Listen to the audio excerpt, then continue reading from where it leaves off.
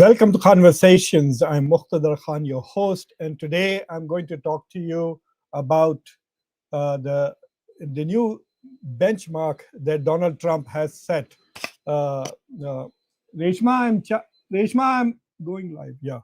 Uh, Sorry about that. So today I'm going to talk to you about the new benchmark that Donald Trump has set for the end of the war. He says he's not willing to negotiate until there is a completely unconditional surrender from Iran. This is his claim that he will not negotiate until there is an unconditional surrender from Iran.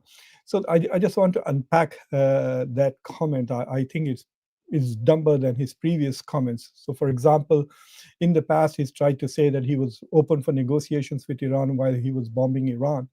And the Iranian foreign minister quite appropriately said that, look, we tried to negotiate with you twice, and during the negotiations, you attacked us. This was in the first war with Iran last year, and again this time. In fact, the moderators of the negotiations, the Omani foreign minister, who was on U.S. television, said very clearly that Iran was ready to accept all the conditions that the United States had imposed with regards to its nuclear program.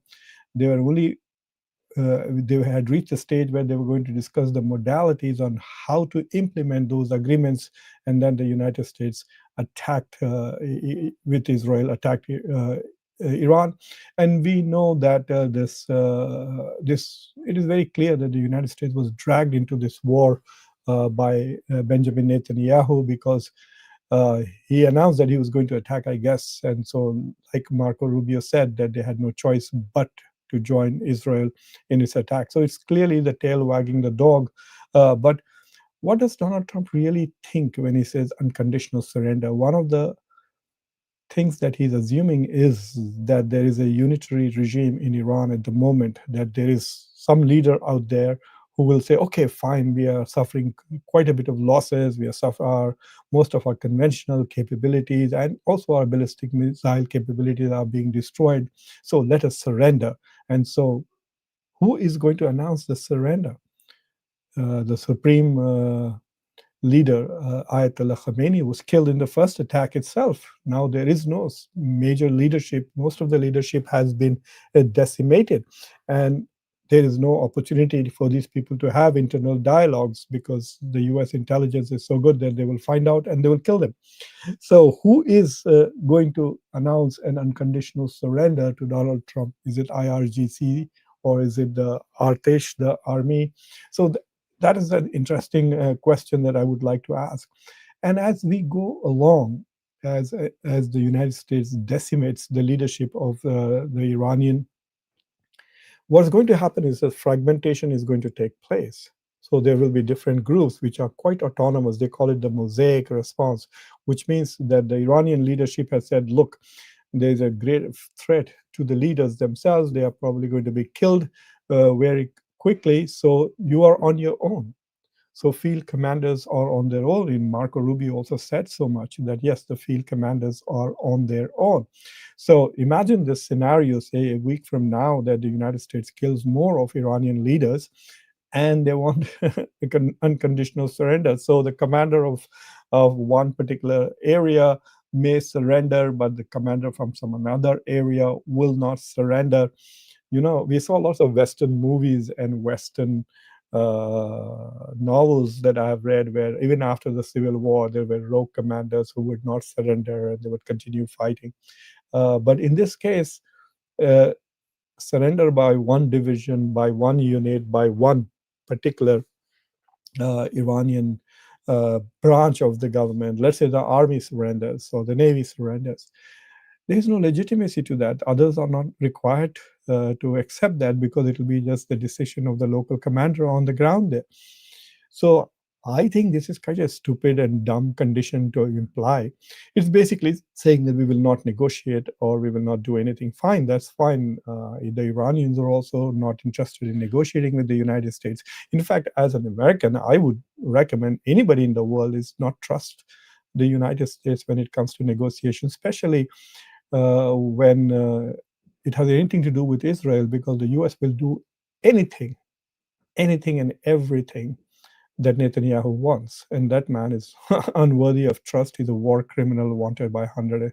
He cannot even travel to over 120 countries.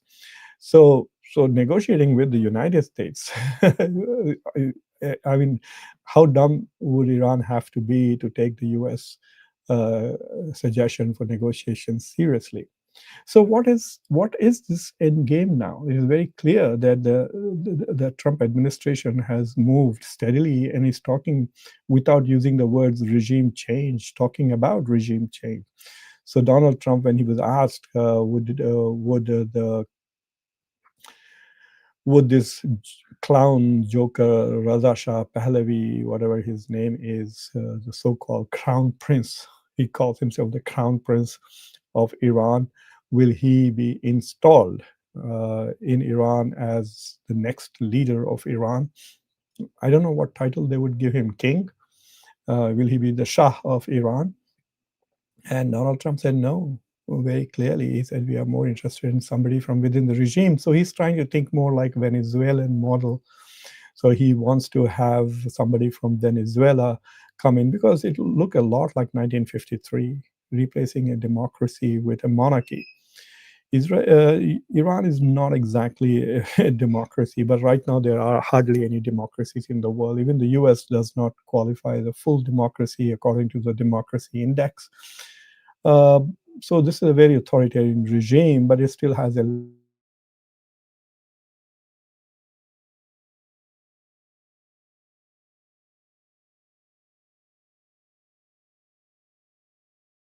so it's going to be very interesting to see who who Donald Trump is going to we are talking to people, we are looking at certain people. No, you're killing anybody and everybody. So he's claiming that there are other moderates. If they are talking about Larijani, I don't know whether Larijani would be interested. Larijani was the primary negotiator with Obama and others for the Iranian nuclear deal. And there's not much discussion of the Iranian president who is still alive. So we will see what happens, but it is very clear that the Trump administration wants to be involved in the selection of the next leader, uh, leader Ayatollah Khamenei, successor, and they also want to be involved in establishing. Basically, they are talking vaguely about regime change. So one of the lots of commentators here feel that the Trump administration really does not have a strategy. Uh, well, they do have tactical strategies. I mean, their tactics are very clear. They want to diminish Iranians' defense capabilities. They have destroyed its air defense system. There's complete air domination by the Americans and Israelis. They are trying to completely eliminate its ballistic missile capabilities. According to American reports, 300 missile launchers have been destroyed. So they want to deplete and destroy the rocket and ballistic missile. The stockpile that Iran had, about 3,000 or 2,000, according to various reports. They also want to weaken the IRGC and decimate as much of them as possible. So we know what the tactical goals of the American and Israeli military attack is.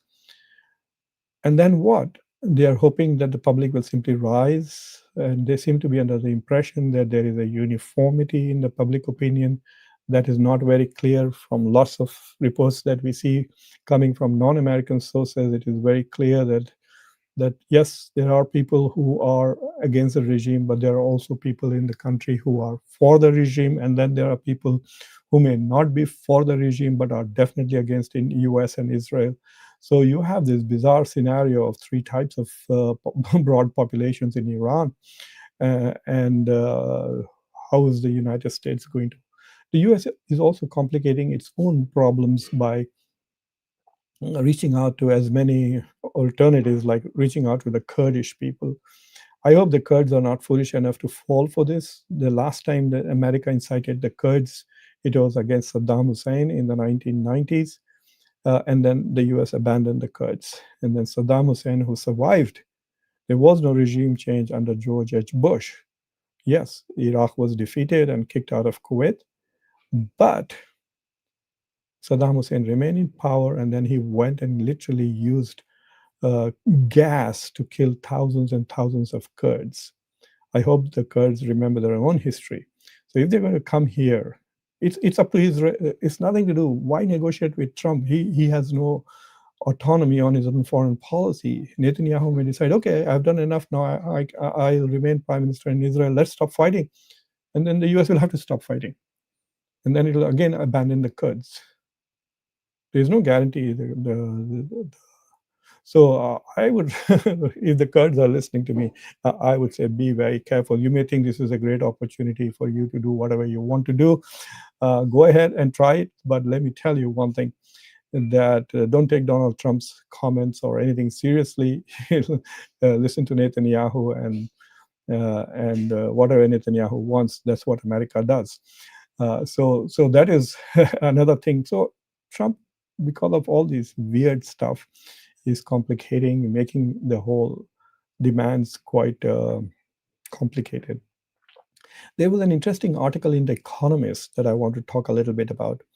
The Economist says that for the last 20, 30 years, Netanyahu has been demanding from America that America go to war and against Iran for Israel. But they said that it is also an interesting scenario that if the war goes wrong, Netanyahu will be blamed, because then Donald Trump said, oh, I have no control on American foreign policy. It is Israel which controls my foreign policy. So if my foreign policy goes wrong, don't blame me, blame Netanyahu. So there is one particular some post war. I think that's what he's going to go and tell MAGA, but MAGA is going to tell, well, we elected you because you were America first. So there is already a domestic opposition going on to Trump. But as usual, the Republicans have not taken any principled stance. There was vote both in the Senate as well as in the House to constrain Donald Trump's War Powers Act. And it failed because all Republicans and actually some Democrats also voted with Trump. And of course, Fetterman, for example, the senator from Pennsylvania, I don't know why he's even listed as a Democrat. He should be simply listed as APAC. He's not even a Republican, he's just APAC. So we should have a third category of senators: Democrats, Republicans, and APAC. So people like Fetterman and uh, Schumer. In the House, people like Jeffries, Hakeem Jeffries, and of course Ted Cruz, and all of these fellows. They should just be listed as APAC senators, GOP senators, and Democratic senators. We have three parties in the U.S. Parliament at the moment. Anyway, so I just wanted to point out to this particular new development that shows that on every new day, Donald Trump seems to be setting new goals, and now he has simply elevated the bar. This idea of unconditional surrender is ridiculous. He's not going to get it. He couldn't get it from the Taliban. The Taliban didn't have it. Taliban is nothing, just ragtag bunch of people. They fought the Americans for 20 years without an unconditional surrender. The US didn't get an unconditional surrender in Vietnam. The US did not get an unconditional surrender in Iraq. And they expect to get an unconditional surrender in Iran. I don't know who's advising these people. Who is advising Donald Trump other than Netanyahu on this foreign policy? So what Netanyahu actually does is puts enough pressure on Trump to get what he wants, and then he just abandons Trump to say all stupid shit that Trump can say, and he doesn't really care about Trump. He doesn't care about America. He doesn't care about Trump either, I think, and Trump has not yet fully realized that. Anyway, that's all I wanted to talk about today. And if there are any interesting questions and comments, I'll be happy to take them. I also want to remind members, like Nadia Siddiqui is a member. So thank you for joining Conversations. And on Sunday at 11:30 a.m. US time, New York time, that is Eastern EDT, and that will be about 9 p.m. India time. I will be doing a Zoom conference with members, and we will talk about my visit to India, to Sri Lanka, I spent 12 days engaging the Indian strategic community. I met some very prominent people. I will talk about that. And I'll also answer all the questions that you have, listen to your suggestions, etc. It'll be a good time on Sunday, the 8th. For those who are in the US, remember the time changes on the night of the 7th. So make sure you set your clocks correctly and don't miss the meeting because of the change of time on that night. So the time will change on the 7th. Uh, Seventh night. Okay, so Nadia Siddiqui has a question.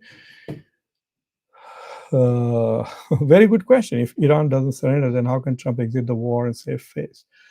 Well, that is his trouble. But given Trump that he could say something stupid tomorrow, he's already saying "MEGA, make Iran great again," and then he'll say, "Oh, fine, we have won the war, and we are going to stop now." So he'll just stop. And his followers are stupid enough not to ask him much of the question. There is a small segment of his MAGA crowd, like Marjorie Taylor Greene, Megyn Kelly, and others who are being very critical of Trump. They're sick and tired of him. And they're also, I think, profoundly disappointed. They thought this was the last hope of the MAGA ideology to be held, which is to make America great again or make America white again, whatever you want to think of it as. And they fail. They see that the United States is failing at it. And Trump is abandoning all his promises. He promised to release the Epstein files. His administration is trying its best to protect as many pedophiles from all over the world as possible. And I think the primary reason for that is because of the Israeli connection to Epstein. And then the second thing is that he promised no more unending wars, etc. And that also continues. Imagine if Epstein was a Muslim from a Muslim country. Imagine what kind of articles would have been published in this country about Islam, about Muslims, about the history of Islam. Books would be out by now. Oh my goodness, it would be like an open season on Islam if Epstein was a Muslim. But right now, Epstein and his connections to the Israelis are so well known. In spite of that, you will find very little discussion about that. There's much more talk about Epstein being a Russian agent than a Mossad agent. So yes, this country has become pretty dumb and is getting dumber and dumber. And you can see that by the nature of its leadership.